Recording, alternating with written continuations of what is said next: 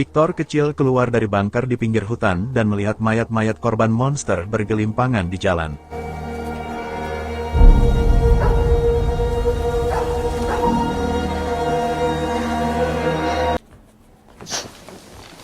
Julie terbangun dan kaget mendapati Victor tengah menggambarnya.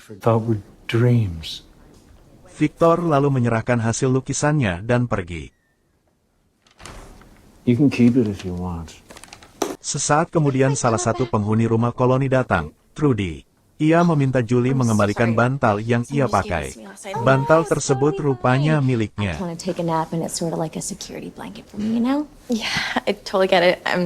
Setelah sempat ngobrol sejenak, Julie menyadari bahwa Trudy mengenakan baju miliknya. Trudy lantas memberitahu Julie bahwa di rumah koloni semua orang saling berbagi. Dengan membawa sebuah gerobak Boye Sheriff mendatangi The Box. Untuk mengangkut mayat Frank, terlihat bagian sisi samping The Box telah berlubang dihancurkan makhluk-makhluk tersebut. Saat berdiri di depan pintu The Box, Boye Sheriff melihat kondisi mayat Frank yang begitu mengenaskan setelah dimangsa oleh makhluk-makhluk itu.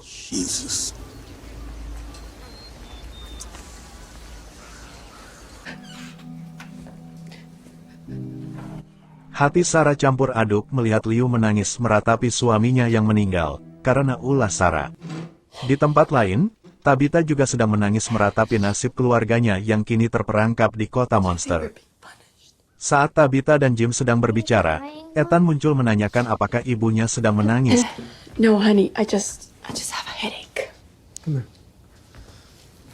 Ethan kemudian berjalan menghampiri Jim, kemudian mengatakan ia merindukan Julie. Hal tersebut tentu saja membuat Tabitha merasa semakin sedih. Something back.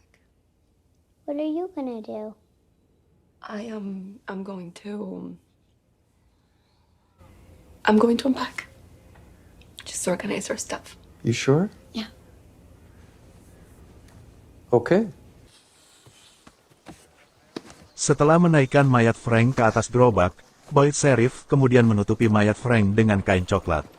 Agar tidak terlihat oleh siapapun di jalan, Boyd Sheriff kemudian menarik gerobak tersebut melintasi kota untuk dibawa ke tempat pendeta Katri.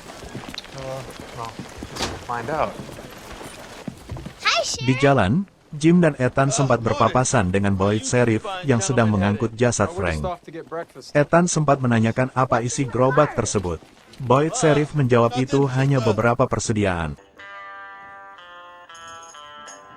Tiba di restoran, Sarah menyambut keduanya dengan ramah. Sarah kemudian menyapa Ethan, menceritakan apa yang Sarah ketahui tentang Ethan. Kemudian menawarkan Ethan duduk di meja spesial di restoran tersebut. Told you they'd have pancakes. Boyd Sheriff menyerahkan jasad Frank pada pendeta Katri yang menunggu di gereja. Merasa bersalah, ia menyatakan tidak akan datang ke pemakaman Frank. Boyd Sheriff hanya berpesan kepada pendeta Katri agar menguburkan jasad Frank di dekat jasad keluarganya. Jade mengajak Kenny ke bunker. Ia hendak menunjukkan apa yang sebelumnya ia lihat di sana. Kemudian mereka berdua berjalan memasuki bunker tersebut. Di dalam bunker, Jade menjelaskan posisi. Jasad laki-laki yang tertimpa batu serta simbol di langit-langit. Berhubung tidak ada bukti nyata, Kenny menganggap Jade hanya berhalusinasi. Look, the first couple days can be really tough for everyone. Jade tampak tak terima dianggap hanya berhalusinasi oleh Kenny. Jade mengatakan pasti ada penjelasan dari apa yang telah dia lihat sebelumnya di dalam bunker tersebut. Kemudian Kenny mengajak Jade ke kantor sheriff untuk menunjukkan sesuatu kepada Jade. I want to show you something now. Come on. Come on. Saat Jim sedang ke kamar mandi, Victor muncul dan menghampiri Ethan selain memberitahu bahwa pepohonan telah bergerak sepanjang 4 inci. Ia menunjukkan gambar anak kecil berbaju putih yang serupa dengan yang sebelumnya dilihat oleh Ethan. Alih-alih mengkonfirmasi gambar tersebut mirip, Ethan justru mempertanyakan kenapa Victor menggambarnya dengan krayon seperti anak kecil. You're a grown-up. Is it him or not? Melihat Victor terdiam, Ethan menanyakan apakah ada yang salah. Victor kemudian mengatakan bahwa anak laki-laki itu ternyata benar-benar nyata. Karena bukan hanya Victor saja yang bisa melihatnya. Hey. Tak lama Jim keluar dari kamar mandi. Melihat Victor di sana, Jim kemudian merebut gambar yang dipegang oleh Victor. Jim memperingatkan Victor agar tidak lagi mendekati anaknya Ethan, kemudian mendorong Victor keluar dari restoran. Setelah Jim dan Ethan sampai di rumah, wajah Ethan tampak kesal, karena Jim telah berlaku kasar kepada Victor yang telah dianggap oleh Ethan sebagai temannya. Kemudian Ethan meminta Jim untuk meninggalkannya sendiri. It's up for grabs. It's up for grabs. Julie galau akibat kejadian yang ia alami tadi pagi. Fatima mencoba menghiburnya dengan memberitahu salah satu pakaian mahal milik Trudy yang acap disembunyikan supaya tidak dipakai orang lain. Dengan senang Julie pun memakainya. What? Hey. Tak lama Tabitha tiba, Hai. membawakan sweater untuk Iya, Julie. there. Ia lalu mengajak Julie kembali bersamanya. Tabitha mengatakan akan berbicara dengan Donna, memberitahunya bahwa Julie telah membuat kesalahan dan kini berubah pikiran. Kata-kata Tabitha membuat Julie marah. Ia semakin yakin selama ini ibunya selalu saja menganggapnya salah. And we're planning. I knew all about the divorce. Terlebih, and how this whole Julie tahu trip was sebenarnya just one tujuan last utama hurrah for mereka Sana liburan Sam to adalah break the untuk news. menyenangkan So hati stop Julie treating me dan Ethan like sebelum I'm what kemudian you mengabarkan Thomas Jim is dan dead. Tabitha bakal bercerai. Okay? Julie And I juga know tahu that it's penyebab hard, utamanya and I know that adalah you- kematian It's not Thomas, simple, adiknya it's not yang simple. masih I bayi. can't do this right now, please. Tidak ingin I'm lanjut not trying to marah-marah, make this more- Julie pun pergi I'm sorry. meninggalkan ibunya. Nearest we could guess is where you and your friend were driving when you reached the tree. Kenny menunjukkan sebuah peta pada Jade. Seluruh penduduk kota ternyata datang dari tempat yang berbeda. Dalam arti, apapun yang terjadi mereka tidak mungkin bisa meninggalkan tempat tersebut. Jade tidak bisa menerimanya. Drove in from a different location. Yet somehow we all ended up here. That is fucking impossible. Yeah. Echo. Well, as well as you'd expect. Di depan rumah Tabitha dan Jim sedang berbicara. Tabitha mengatakan bahwa Julie telah mengetahui rencana perceraian mereka. Dan terjadi perdebatan sengit antara Jim dan Tabitha karena masalah yang sedang mereka hadapi. That's not fair. Fair. I'm sorry, what part of the last 14 months have been fair? Saat Jim dan Tabitha tengah beradu argumen mengenai kondisi rumah tangga mereka di teras, Victor diam-diam menemui Ethan dan mengajaknya mencari anak laki-laki berbaju putih di hutan. Dulu Victor rupanya juga pernah melihat anak laki-laki tersebut. Ia heran kenapa setelah sekian lama anak tersebut muncul kembali dan menampakkan dirinya pada Ethan. Ethan setuju untuk pergi bersamanya. But you have to. Sebelum berangkat, Victor memberi sebuah kayu yang diambil dari bawah pohon untuk mengganti tongkat Ethan yang disebut Victor tongkat itu untuk orang di rumah sakit.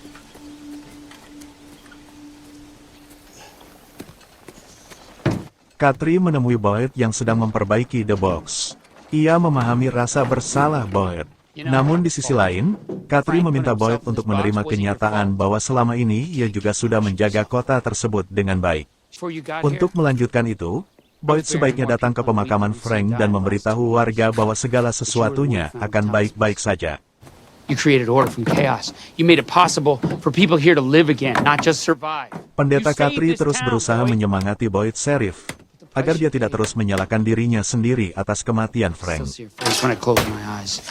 Look, I can't even imagine what it must be like for you. And I wish you had the luxury of grief, but you don't, Boyd. Pendeta Katri mengatakan bahwa orang-orang di kota butuh dirinya, dan Boyd Sheriff lah yang selama ini menjaga orang-orang kota tetap aman dari makhluk-makhluk tersebut. To lead these people. Pendeta Katri meminta Boyd Sheriff untuk terus memimpin orang-orang kota hingga mereka dapat pulang dan keluar dari tempat ini.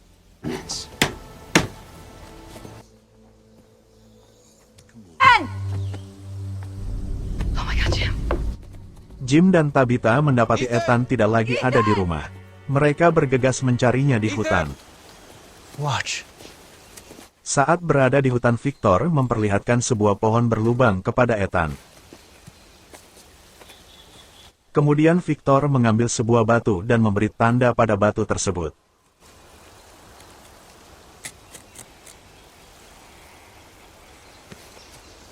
Setelah membuat tanda pada batu tersebut, Victor mengajak Ethan mendekati lubang di pohon itu. Kemudian Victor menjatuhkan batu yang dia pegang ke dalam lubang pohon. Sesaat kemudian, batu tersebut justru terjatuh dari atas pohon. Victor memperlihatkan kepada Ethan batu yang jatuh dari atas pohon. Itu adalah batu yang baru saja Victor jatuhkan ke dalam lubang pohon. Tak lama kemudian, Victor mendadak mendengar suara gonggongan anjing. Hal itu membuatnya teringat dengan masa lalu di kota saat ada anjing menghadangnya. Ia pun buru-buru mengajak Ethan pergi meninggalkan tempat tersebut. Come on.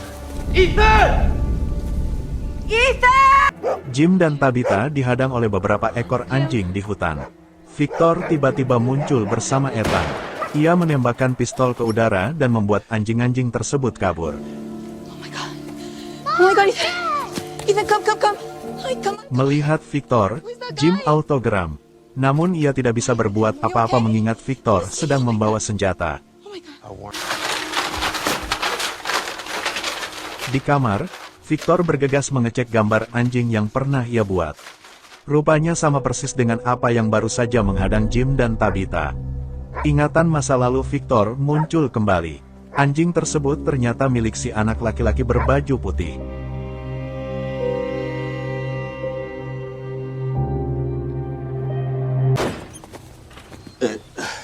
Jim melaporkan perbuatan Victor pada Boyd. Ia juga menunjukkan gambar anak laki-laki berbaju putih yang dibuat Victor. Boyd Sheriff berjanji akan membicarakannya dengan Donna. Have a talk with Donna. Make sure it doesn't happen again. Wait. Listen. Saat Jim hendak pergi, Boyd Sheriff memanggilnya kembali, mengatakan bahwa banyak hal gila yang terjadi setelah kedatangan keluarga Jim di kota ini. Boyd Sheriff kemudian mengajak Jim dan keluarganya makan bersama, untuk saling mengenal satu sama lain. What are you guys doing for dinner? Alice dan Fatima membuatkan tempat tidur bagi Julie di kamar mereka. Julie dengan senang hati menerimanya. Naming rights are optional. Julie kemudian memeluk Fatima dan Alice karena merasa begitu bahagia dengan kejutan yang mereka berikan. Cranberry's good? Yeah. Di restoran keluarga Jim dan Boyd Sheriff memulai pembicaraan mereka, membahas beberapa hal terkait keluarga mereka. Di tengah pembicaraan mereka, pemutar musik di meja tiba-tiba menyala dengan sendirinya. Hal itu tentu saja membuat Jim dan Tabitha terlihat terkejut. Boyd Sheriff kemudian memberitahu mereka bahwa hal tersebut memang kadang terjadi. Sheriff, can I Tak lama Kenny muncul dan memanggil Boyd Sheriff untuk membicarakan sesuatu. Boyd Sheriff kemudian beranjak untuk berbicara dengan Kenny di luar restoran. Saat sedang memasak, tiba-tiba saja, Sarah yang tengah berada di balik counter mendapat perintah misterius untuk membunuh Ethan. Boyd Sheriff dan Kenny yang melihat kejadian tersebut bergegas masuk dan memberi pertolongan kepada Sarah. Tubuhnya lantas terjatuh dan ia mengalami kejang-kejang. Di rumah koloni Victor tampak sedang menggali lubang. Hal itu tentu saja menarik perhatian semua orang di rumah koloni. Tak terkecuali Donna, yang kemudian segera menghampiri Victor, lalu menanyakan apa yang sedang Victor lakukan. Tanpa memberi jawaban yang jelas, Victor kemudian kembali menggali lubang tersebut. Thanks for watching this video. Jangan lupa subscribe, like and comment ya. Sampai ketemu di film From Cerise episode 5.